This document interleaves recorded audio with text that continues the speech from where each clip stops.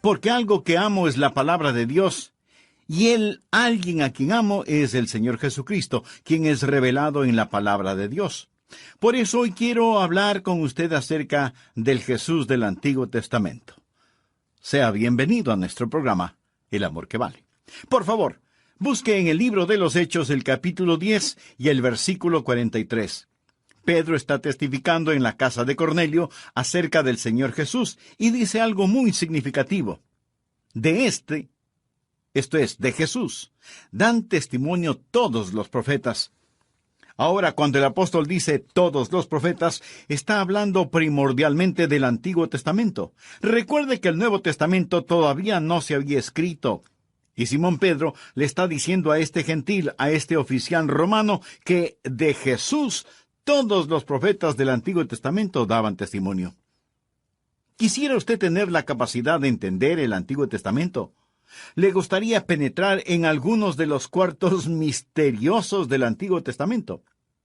Bueno, hay una llave maestra que abre los misterios del Antiguo Testamento. Esa llave maestra es el Señor Jesucristo. Y si usted encuentra esta aproximación cristocéntrica, el Antiguo Testamento estallará como fuego en sus manos. De hecho, si usted lee el Antiguo Testamento y no encuentra a Jesús, usted necesitará volver a leerlo porque no ha entendido el mensaje. Porque el Antiguo Testamento es el libro acerca del Señor Jesucristo. Lo que vamos a hacer ahora es encontrar algunos de los retratos del Señor Jesucristo en el Antiguo Testamento y luego vamos a encontrar algunas profecías acerca de Jesús en el Antiguo Testamento. Aquí está lo que Jesús les dijo a aquellos que lo desafiaban en cuanto a su autenticidad y su mesianismo. Jesús les miró directo a los ojos y les dijo: escudriñad las Escrituras, porque a vosotros os parece que en ellas tenéis la vida eterna, y ellas son las que dan testimonio de mí. Recuerde que cuando Jesús dijo eso, no existía el Nuevo Testamento en la forma en que lo conocemos hoy. Estaba siendo formado, pero aún no había sido escrito. Cuando Jesús dijo, escudriñad las Escrituras, porque a vosotros os parece que en ellas tenéis la vida eterna, Él estaba hablando acerca del Antiguo Testamento. Ahora, escúcheme bien, por favor. Sin Jesús, el Antiguo Testamento es un libro, primero, de ceremonias inexplicables que no tienen ningún sentido. Segundo, es un libro de profecías no cumplidas. Y tercero, es un libro de estándares inalcanzables. Si usted trata de vivir de acuerdo al Antiguo Testamento sin el Señor Jesucristo, mi amigo, eso le será imposible. El Antiguo Testamento fue completado más o menos unos 400 años antes de que Jesucristo naciera. Y los judíos de ese tiempo habían dividido el Antiguo Testamento en 3 categorías: la ley, los profetas y las Escrituras. ¿Lo comprendió? La ley, los profetas y las Escrituras. Esas eran las 3 categorías en que estaba dividido el Antiguo Testamento. Vayamos ahora al Evangelio de Lucas, capítulo 24. Jesús, después de su resurrección, está en el camino hacia Emaús. Por ese mismo camino iban 2 discípulos tristes que no entendían todo lo que había pasado. Jesús camina junto a ellos, y ellos no lo reconocen resucitado. O a lo mejor Jesús no se les reveló de inmediato porque quería enseñarles una lección. Ahora sí leamos Lucas 24:44. Y les dijo: estas son las palabras que os hablé, estando aún con vosotros. Ahora ponga atención a lo siguiente: que era necesario que se cumpliese todo lo que está escrito de mí en la ley de Moisés, en los profetas y en los salmos.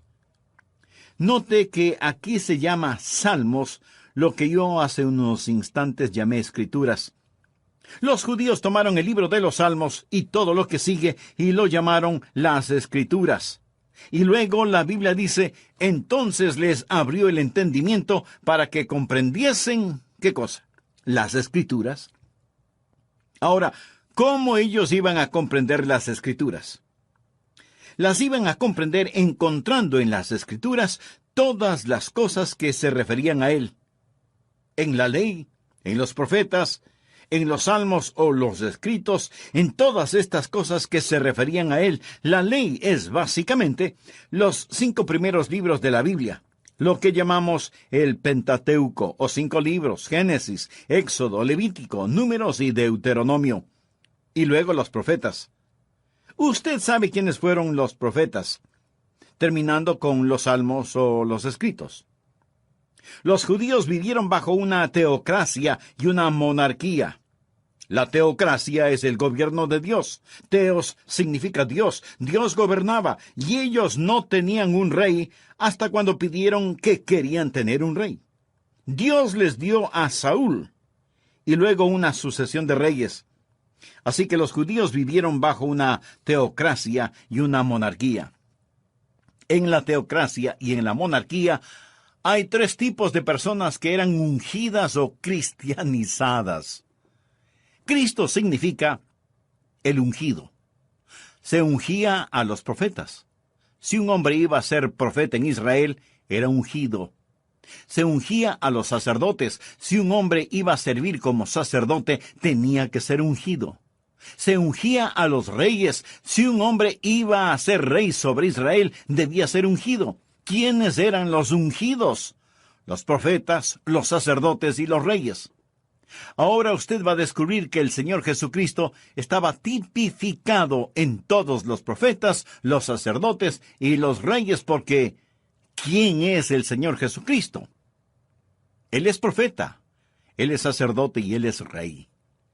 Toda la historia del Antiguo Testamento es acerca del Señor Jesucristo. El Mesías está representado como profeta, sacerdote y rey. Por eso, cuando llegamos al Nuevo Testamento, encontramos el cumplimiento de lo profetizado. Por ejemplo, en los evangelios de Mateo, Marcos, Lucas y Juan, vemos a Jesús como el profeta predicando acerca del reino de Dios. En los Hechos y en las epístolas, vemos a Jesús como el sacerdote ascendido, intercediendo por la gente de Dios. Y en el libro de Apocalipsis vemos a Jesús como el rey que retorna, que regresa para gobernar y reinar. Usted puede ver que todos los retratos de Jesús en el Antiguo Testamento como profeta, sacerdote y rey hallan cabal cumplimiento en el Nuevo Testamento, donde vemos a Jesús como profeta, sacerdote y rey. En cualquier lugar del Antiguo Testamento usted podrá encontrar retratos de Jesús. Voy a mencionar algunos de estos, y algunos serán un enigma para usted. No podrá entenderlos.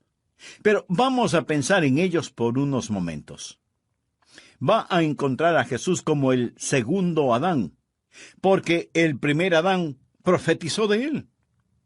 Jesús es un profeta como Moisés, porque Moisés es una simbología de él. Jesús es un sacerdote como Aarón y Melquisedec, porque ellos fueron prefiguras de él. Jesús es un campeón como Josué, cuyo nombre literalmente significa Jesús, y él es la contraparte de Jesús en el Antiguo Testamento. Jesús es el cumplimiento de la ofrenda de Isaac en el monte Moria, en donde Jesús literalmente murió. Jesús es rey como David. Jesús es un sabio consejero como Salomón. Jesús es un amado, rechazado y exaltado hijo, proveedor de alimento para todo el mundo, como José. Jesús es retratado en el arca del pacto. Jesús es el sacrificio sobre el altar de bronce en el tabernáculo, en el templo. Jesús es el trono de la misericordia en el santuario, donde habitaba la gloria de Dios. Jesús es el agua que brotó de la roca. Jesús es el maná que cayó del cielo. Jesús es la serpiente de bronce levantada en el desierto. Jesús es el cordero pascual. Jesús es el macho cabrío que lleva en sí los pecados de la gente. Jesús es el león de Judá y el buen pastor. Jesús es la raíz que brota de tierra seca, nacido de una virgen. Jesús es la vid verdadera. Jesús es aquel que, aún desfigurado y sin atractivo, es digno de ser amado. En la totalidad del Antiguo Testamento, ¿quién es Él? Su nombre es Jesús. Lo repito, mi amigo, el Antiguo Testamento sin el Señor Jesucristo sería como un camino que no conduce a ninguna parte. Y sin embargo, cuando usted mira la Biblia, descubrirá y verá a Jesucristo por todas partes, como profeta, como sacerdote y como rey. Un artista tomó la Constitución de los Estados Unidos y pintó cada una de sus letras muy cuidadosamente, sombreando cada letra con diferentes tonalidades. De cerca, usted puede leer la Constitución. Pero si retrocede un poco, descubrirá que las letras sombreadas por el artista revelan el retrato de George Washington. Algo semejante encontramos en el Antiguo Testamento. De cerca vemos leyes y ceremonias, prácticas y tipologías, pero al retroceder un poco, descubrimos a Jesús, el Hijo de Dios. Usted ve a Jesús en el Antiguo Testamento, ve retratos de Jesús en el Antiguo Testamento. En segundo lugar, usted verá profecías del Señor Jesucristo en el Antiguo Testamento. Aquellos que escribieron el Antiguo Testamento fueron llamados profetas. Y las profecías cumplidas son las grandes pruebas de la deidad de Jesucristo. Dios comenzó a preparar al mundo para la venida de Jesús con más de 300 profecías referentes a Él. 300 profecías en el Antiguo Testamento. Por lo tanto, no puede haber ningún error en que Jesús es el Mesías. La ley de probabilidades matemáticas hace totalmente imposible que Jesús no sea el Mesías, o que cualquier otro pueda reclamar ser el Mesías de acuerdo a la ley de probabilidades. Ahora, esta ley de probabilidades no es una ley abstracta. Aquellos de ustedes que tienen pólizas de seguridad o seguro de vida, ese seguro de vida está basado en la ley de probabilidades.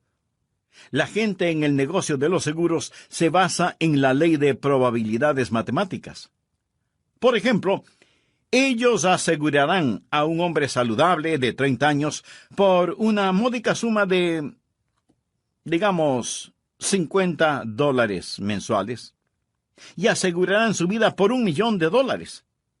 Eso quiere decir que si él muere, la aseguradora pagará a quien le sobreviva $1,000,000, aunque él haya estado pagando solo $50 al mes. ¿Es porque a la aseguradora le gusta regalar el dinero? No, de ninguna manera. Ellos saben con exactitud cuál es la ley de probabilidades de que este hombre muera durante sus años 30. Y saben que en este negocio van a hacer dinero. Arriesgan billones de dólares en lo que llamamos probabilidad matemática. La siguiente ilustración la he usado antes, pero viene tan al caso que debo usarla nuevamente para mostrarle cómo trabaja la ley de probabilidades matemáticas. Tengo un querido hijo que vive en España. Es un misionero allá, y es un verdadero hombre de Dios. Mi esposa y yo amamos a nuestro hijo David, a su esposa Kelly, y a Jonathan y a Esteban. Los amamos con todo nuestro corazón.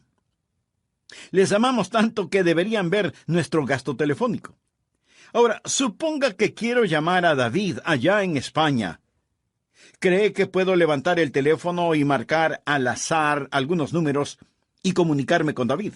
Quiero decir, ¿qué chance tengo de que con 6 billones de personas sobre el planeta yo levante el teléfono, marque algunos números sin ton ni son y que de inmediato David conteste al teléfono?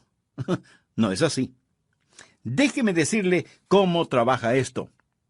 Primero, cuando levanto el teléfono, elimino a todas las personas del mundo que no tienen teléfono. Así que el campo se achica considerablemente. Ahora marco el 011. ¿Sabe lo que sucede cuando hago eso? Elimino a las personas que viven en América porque ese es un número para el extranjero. Luego marco el 34. Cuando hago eso, elimino a todos los países, menos España. Luego empiezo a marcar series de números sucesivos y con cada número que marco, elimino a personas que no tienen ese número, o el siguiente, y así continúo achicando el campo hasta que finalmente marco el último número. Y una voz varonil contesta al teléfono y dice, «Diga». Y yo digo, «Buenos días». Y él contesta, «Papá». Sí, reconozco su voz, es mi amado hijo. Ahora piensa que la ley de probabilidades es cuestión de levantar el teléfono, comenzar a marcar números ciegamente y que mi hijo, de entre los 6 billones de personas que viven en la Tierra, conteste el teléfono. ¿Cuáles son las probabilidades de que eso suceda? Absolutamente 0. Usemos la misma ilustración para ver si podemos llamar al Hijo de Dios. Quiero que usted vea cómo Dios sigue achicando el enfoque hasta que solo hay una persona que puede contestar al otro lado. No mi hijo, sino el Hijo de Dios. Por ejemplo, Dios dijo en el Antiguo Testamento que el Mesías vendría de una raza. El Mesías no sería un ángel, sería un hombre. El Mesías sería un ser humano. En Génesis 3:15, Dios le dijo a la serpiente, «Y pondré enemistad». Esto quiere decir guerra. «Entre ti y la mujer». De paso diré que la mayoría de las mujeres detestan a las serpientes. «Y entre tu simiente y la simiente suya». La palabra simiente quiere decir descendencia. Esta te herirá en la cabeza y tú le herirás en el calcañar. Esta es la primera profecía en toda la Biblia. La encontramos aquí al principio de la Biblia y los teólogos la llaman el protoevangelio, que significa el primer mensaje evangelístico. Y aquí se profetiza una batalla, la simiente de la mujer y la simiente de la serpiente. Y estamos viendo que esa batalla continúa a través de la historia. Pero no solo una batalla es profetizada, sino también un nacimiento. Aquí está la semilla, la simiente. En la Biblia la palabra simiente es utilizada más de 100 veces y siempre se refiere a la descendencia de un hombre. Pero aquí Dios habla en relación con la mujer, la simiente de la mujer.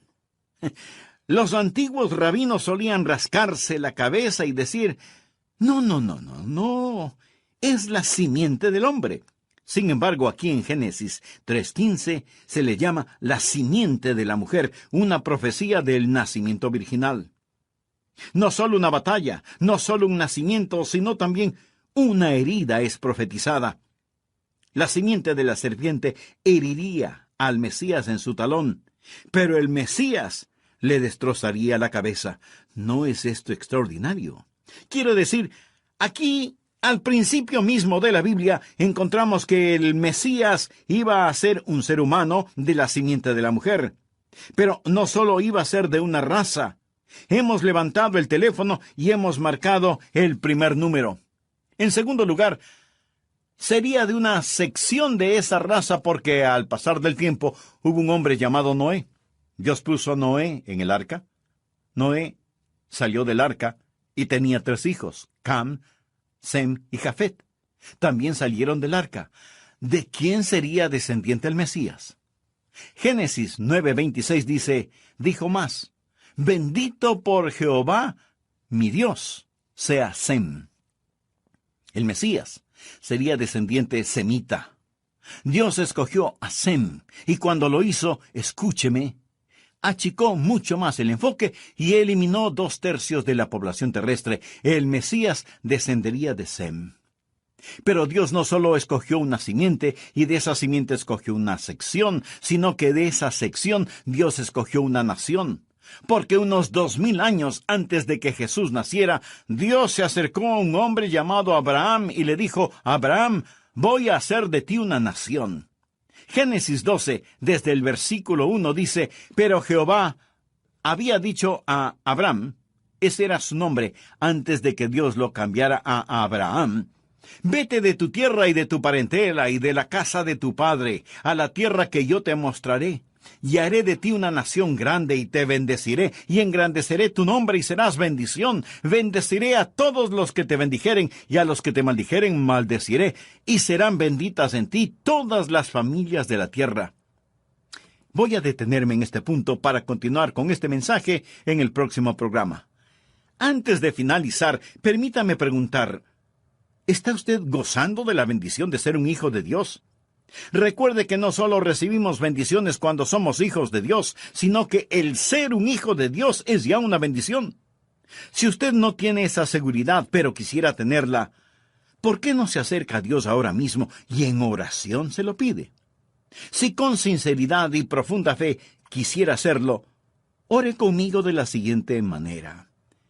Querido Dios, gracias por enseñarme que tú nunca faltas a tus promesas.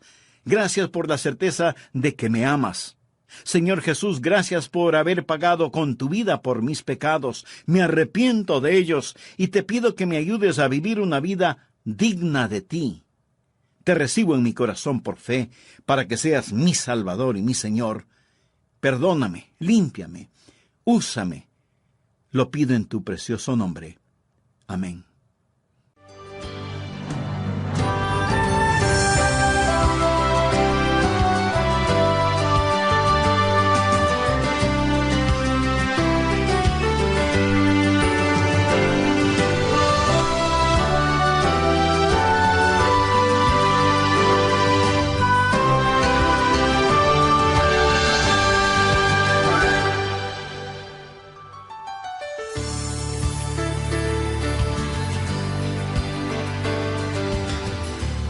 Cuando yo era un niño, veía que mi papá salía rumbo a su trabajo.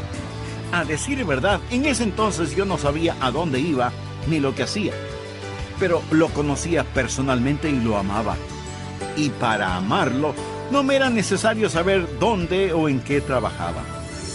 Mi amigo, usted no tiene que entender cómo Dios gobierna el formidable universo para poner su fe y su confianza en Él.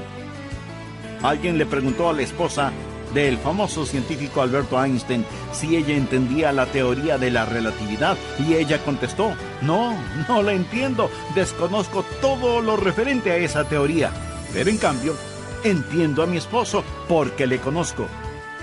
Pudiera ser que usted no entienda todo lo referente al Señor Jesucristo, pero en cambio por fe puede conocerlo.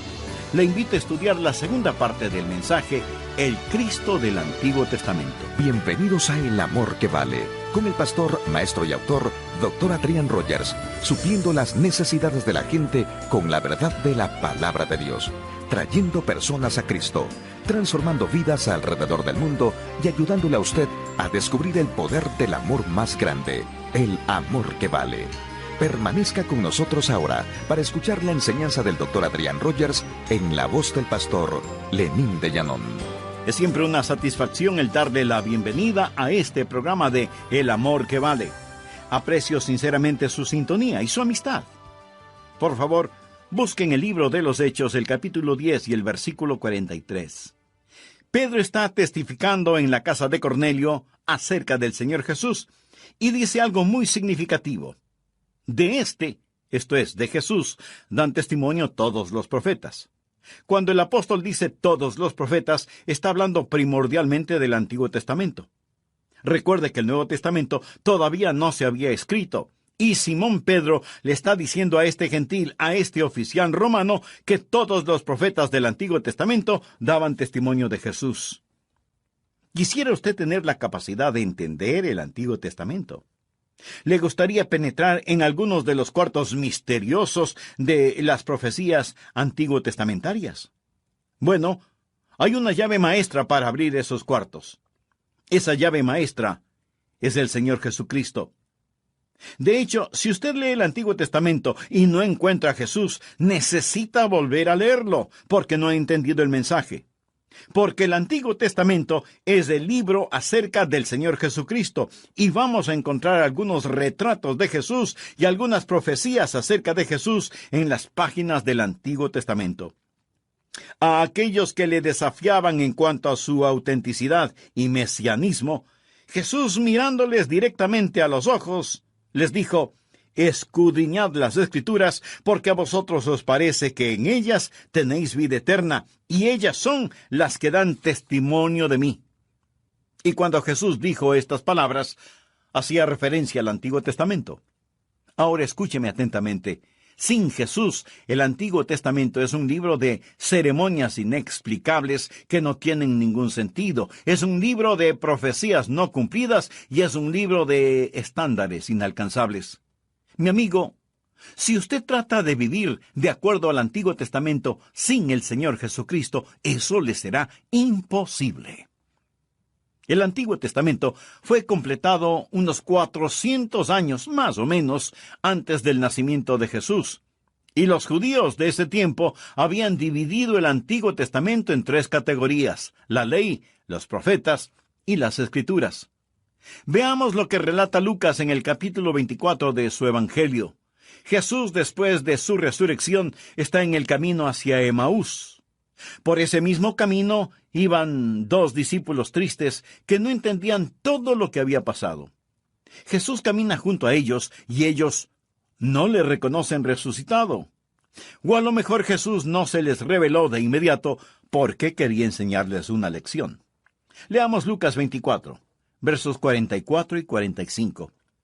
Y les dijo: estas son las palabras que os hablé, estando aún con vosotros.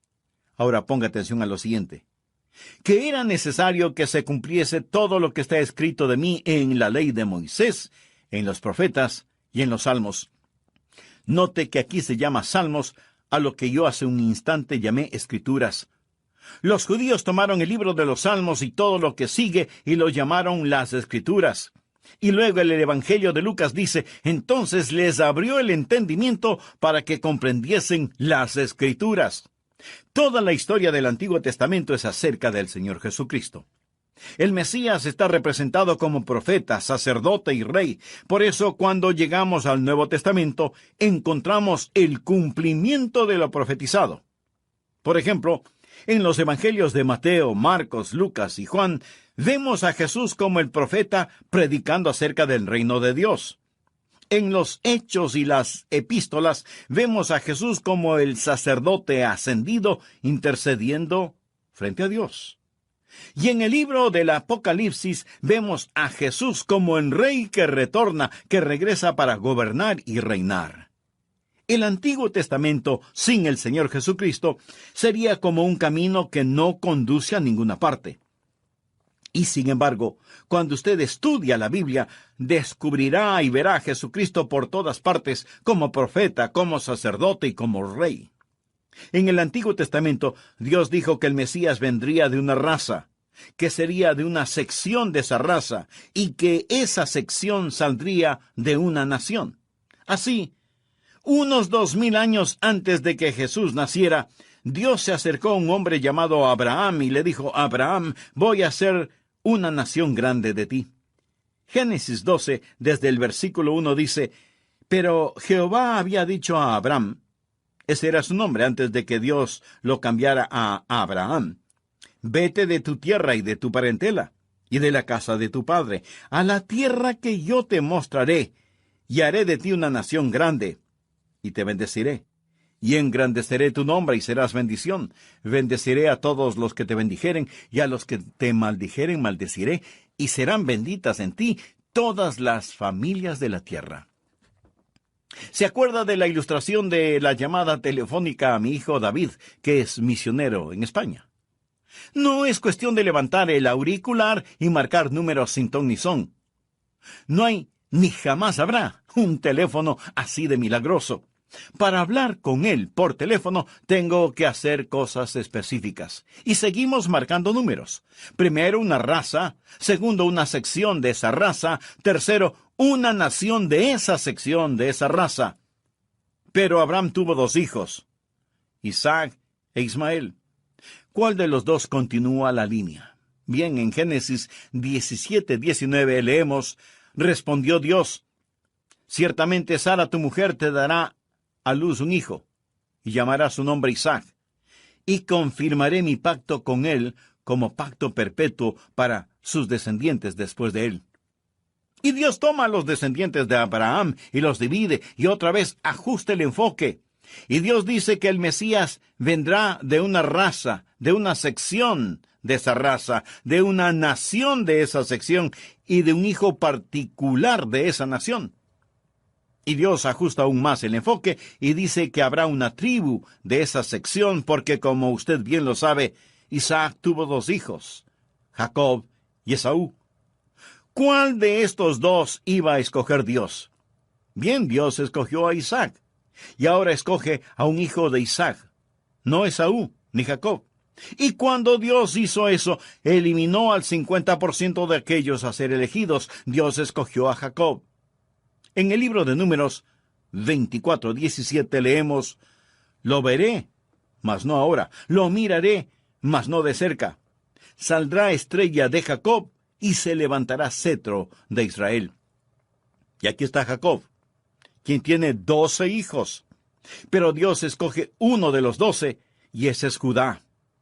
Escuche lo que dice Génesis 49:10. «No será quitado el cetro de Judá, ni el legislador de entre sus pies, hasta que venga Silo».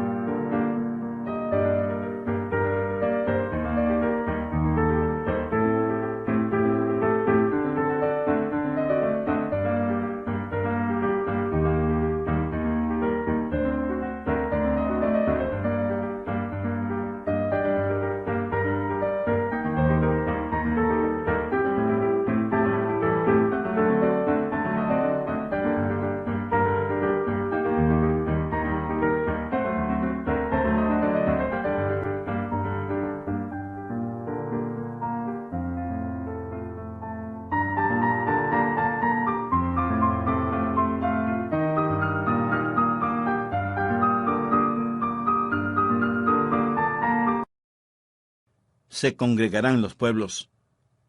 Así que Dios escoge una raza, y luego una sección de esa raza, después escoge una nación de esa sección, luego una tribu de esa nación, la tribu de Judá, pero Dios aún no ha terminado. Dios sigue marcando números en su teléfono celestial, y ahora Dios toma a la tribu de Judá, y de esa tribu escoge una familia. ¿Qué familia? Bien, la familia de esa tribu, sacada de esa nación, escogida de esa sección, sacada de una raza, fue la familia de Isaí. Leamos Isaías 11:1. «Saldrá una vara del tronco de Isaí, y un vástago retoñará de sus raíces». Ahora, la vara, el gobernador, el reino, va a venir de una familia en particular, la familia de Isaí. El Mesías será descendiente de la familia de Isaí y, por lo tanto, todas las otras familias de Judá quedan eliminadas. Pero Dios aún no ha terminado. Dios va a ajustar el enfoque un poquito más. No solo que el Mesías descenderá de Isaí, sino que dice que el Mesías saldrá de una casa de esa familia, de esa tribu, de esa nación, de esa sección, de esa raza. ¿Cuál es la familia? La casa será la casa de David. Veamos 2 de Samuel 7:8. «Ahora pues dirás así a mi siervo David: así ha dicho Jehová de los ejércitos: yo te tomé del redil, de detrás de las ovejas, para que fueses príncipe sobre mi pueblo, sobre Israel. Y cuando tus días sean cumplidos y duermas con tus padres, yo levantaré después de ti a uno de tu linaje, el cual procederá de tus entrañas». Esto es, un descendiente de David. «Y afirmaré su reino». Ahora, Isaí tuvo 8 hijos, y 7 de los 8 fueron eliminados. Dios sigue ajustando el enfoque. El Mesías descendería de la casa de David, pero Dios todavía no ha terminado.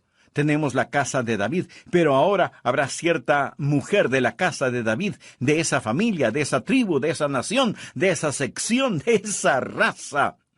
Esta mujer sería una virgen.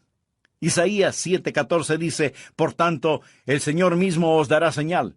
He aquí que la virgen concebirá y dará a luz un hijo. No cualquier hija de la casa de David, sino una virgen concebiría en su vientre un hijo. Ahora escúcheme. Un hijo nació de esa virgen, de esa casa, de esa familia, de esa tribu, de esa nación, de esa sección, de esa raza. Pero Dios no ha terminado todavía. Él no puede nacer donde quiera. Tiene que nacer en Belén. Él no puede ser simplemente una persona ordinaria. Tiene que ser odiado, vendido por 30 piezas de plata, traicionado. Tiene que ser crucificado, sus manos y sus pies perforados, y tiene que ser levantado de entre los muertos. Y cuando usted marca todos estos números en el teléfono, ¿qué es lo que tiene? A Jesús, el Hijo de Dios. Amigo, si usted me dice que todo eso sucedió en forma fortuita, es que los tornillos de su cabeza están flojos. Escuche, hay más de 300 profecías en el Antiguo Testamento relacionadas con Jesús. Yo he mencionado menos de 15. Hay un hombre llamado Pedro Stoner que estudia la ley de probabilidades y es un gran matemático. Él toma las profecías y aplica la ley de probabilidades. Y la siguiente es una ilustración que él da para que podamos entender de alguna manera el cuadro mental de este asunto. Pedro Stoner dice que si usted cubriera todo el estado de Texas con dólares de plata de frontera a frontera, y con 1 metro de profundidad, eso significaría una cantidad impresionante de monedas de plata. A los tejanos, y a cualquiera, les gustaría eso, ¿no le parece? Ahora, marque una de esas monedas. Cubra por completo los ojos de un hombre y póngalo en cualquier sitio en el estado de Texas y déjelo allí nadando entre las monedas de plata. Si es que al primer intento él encuentra la moneda marcada, matemáticamente será la misma probabilidad de que 8 de las profecías mencionadas se cumplan en un solo individuo. Yo mencioné 15, pero hay más de 300. Amigo, cuando usted toma la ley de probabilidades y comienza a añadir números y más números, no hay forma de terminar. Verá, usted encuentra al Señor Jesucristo en el Antiguo Testamento. Jesús está retratado ahí. Todos los símbolos, todos los emblemas, todas las ceremonias retratan al Señor Jesús. Él es profeta, es sacerdote, es rey. Y luego usted mira las profecías cumplidas y dice, ¿cómo puede suceder esto? Aparte de la inspiración divina. Antes de finalizar, quiero decirle 2 cosas. Primero, usted puede confiar en la palabra de Dios. Lo repito, usted puede confiar en la palabra de Dios. Segundo, usted puede confiar en el Dios de esa palabra. Quiero decir, si usted confía en la palabra de Dios, ciertamente debe confiar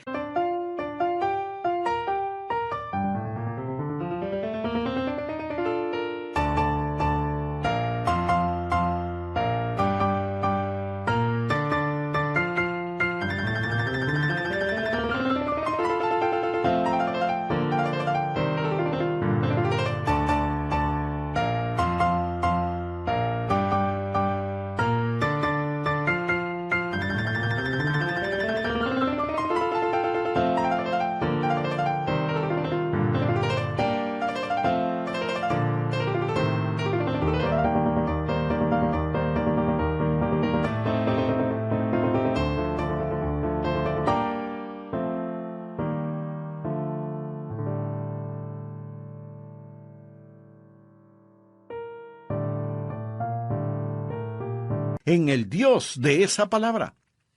El Antiguo Testamento dice que alguien vendría. El Nuevo Testamento dice que ese alguien ya vino. Y el libro del Apocalipsis dice que ese alguien vendrá otra vez. Ahora el Nuevo Testamento le dice a usted cómo Jesús, quien vendrá otra vez, le prepara para su segunda venida. ¿Cómo usted puede conocer al Señor Jesucristo como su Salvador y Señor? Yo no trato de probarle a usted que Jesús es el Mesías. Eso está más allá de toda prueba. La verdadera fe está enraizada en la evidencia. La verdadera fe va más allá de la evidencia. La verdadera fe se vuelve su propia y mejor evidencia. Si usted trata de explicar a Dios, se morirá y se irá al infierno. Y no habrá podido explicar a Dios. La Biblia dice, ¿podrá el hombre, con su razón, encontrar a Dios? Nada podrá sostener ninguna cosa más allá de su propia capacidad. En otras palabras, usted no puede poner 2 galones de líquido en un recipiente de 1 galón. ¿Y cree usted que puede meter a Dios en su mente? No. Su mente no tiene la capacidad para contener a Dios. Por lo tanto, no trate de eliminar a Dios solo porque no lo entiende. Verá, para que yo pueda tener un Dios que pueda adorar,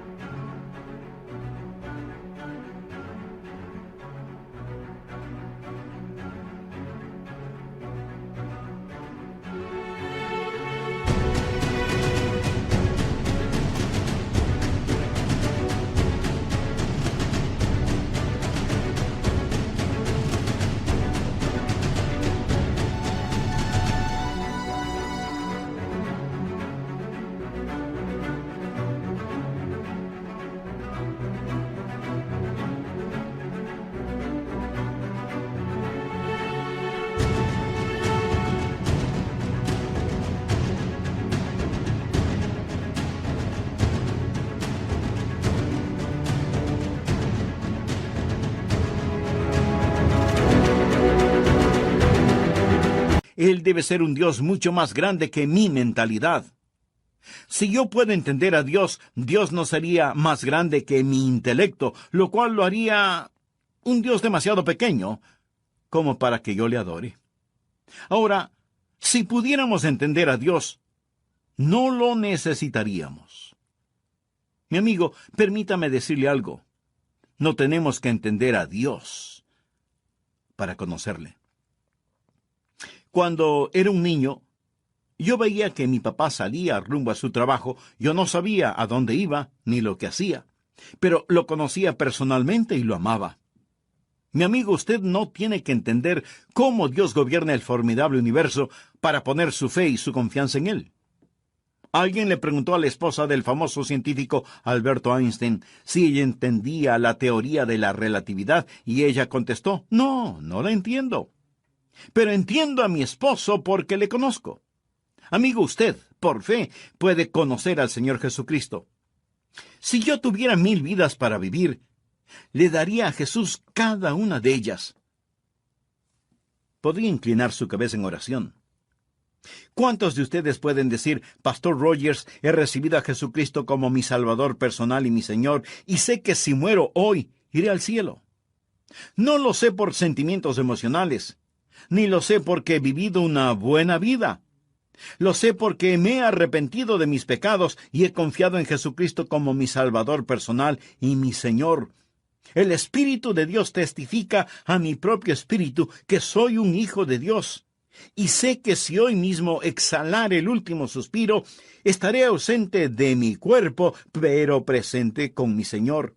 Y estoy agradecido por eso, pastor, y no me avergonzaré de dar mi testimonio en público. Algunos de ustedes pueden estar diciendo, pastor, no tengo esa seguridad, pero estoy interesado. Si no tuviera interés en cosas espirituales, no lo estaría escuchando. Pero no tengo la seguridad de que, si muero hoy, iría al cielo. Mi amigo, tengo noticias maravillosas para usted. Debido a que la salvación es gratuita, usted puede orar ahora mismo y recibir el regalo de la salvación, y Dios le salvará instantáneamente. Y no solo eso, sino que desde este momento y en adelante, Él estará con usted continuamente, y Él lo guardará eternamente. Pero usted debe recibirlo. La Biblia dice, cree en el Señor Jesucristo y será salvo. Esa palabra creer no significa solo creer intelectualmente. El diablo cree de esa manera. Esa es una palabra bíblica que significa confianza. Usted puede creer que un avión puede volar, pero usted no confía sino hasta cuando vuele en ese avión. Confíe en el Señor Jesucristo. Me permite guiarle en oración para que usted invite a Jesús a entrar en su corazón. Diga conmigo la siguiente oración. Querido Dios, sé que me amas y que quieres salvarme. Jesús, tú moriste para salvarme. Tú prometes salvarme si confío en ti. Confío en ti, Jesús, ahora mismo. Te recibo en mi vida. Te entrego mi vida por fe. Perdona mis pecados. Límpiame. Comienza a hacerme la clase de persona que tú quieres que sea. Creo que con tu sangre pagaste la deuda de mi pecado. Gracias, Jesús.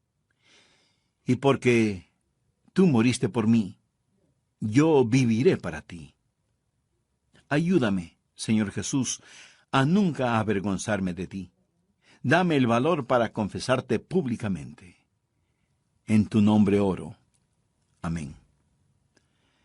Si usted sinceramente oró e hizo una decisión por Cristo, le invito a que nos escriba y nos deje saber al respecto para orar que Dios le bendiga y le ayude en su nuevo caminar como creyente